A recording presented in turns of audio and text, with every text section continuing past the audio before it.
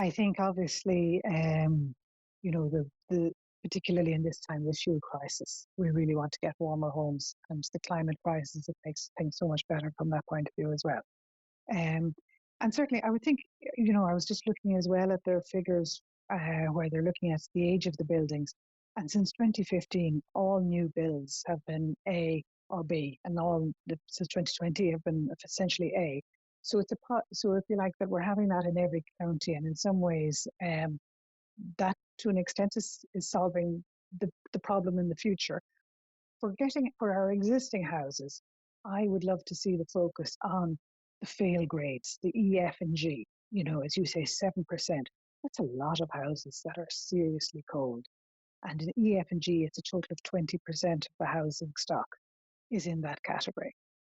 And really, it doesn't cost as much to make an improvement there. Like, take, for example, if you were to put 50,000 into a house, you'd bring it from maybe a D, which is not very warm, but fine, up to an A. Now, actually, I moved from a D house to an A house, and it's a lovely difference. But if you're in a G house, F or G, just putting that 50,000 that it would take to go from a D to an A, you could actually improve 30 homes, bringing them from a G to an F or an F to an E by putting in something like attic insulation, and then as a next step, putting in cavity wall insulation or something like that.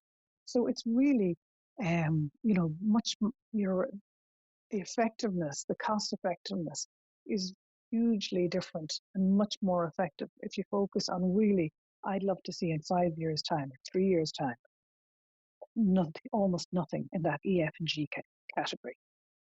I suppose just for some additional context, when it comes to A grades, the top building energy rating available, which obviously if you get one, your home is as energy efficient as it can be in terms of retaining heat and not letting it out, but also being environmentally conscious as well. We are 2%. Sorry, we are 6% below the national average with the number of A-rated homes that we have. But then on the flip side of that, on the fail grades, 20% of homes in Clare are between the E to G fail grades. That is 2% above the national average for failures and 6% below the national average for the best Mm, quality of home. mm.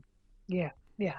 And it's the fail grade that I think should be focused on by SEAI, by the government, by the local authority. Really doing whatever, because it doesn't take a huge amount of effort to put attic insulation in every home that has almost no attic insulation at the moment.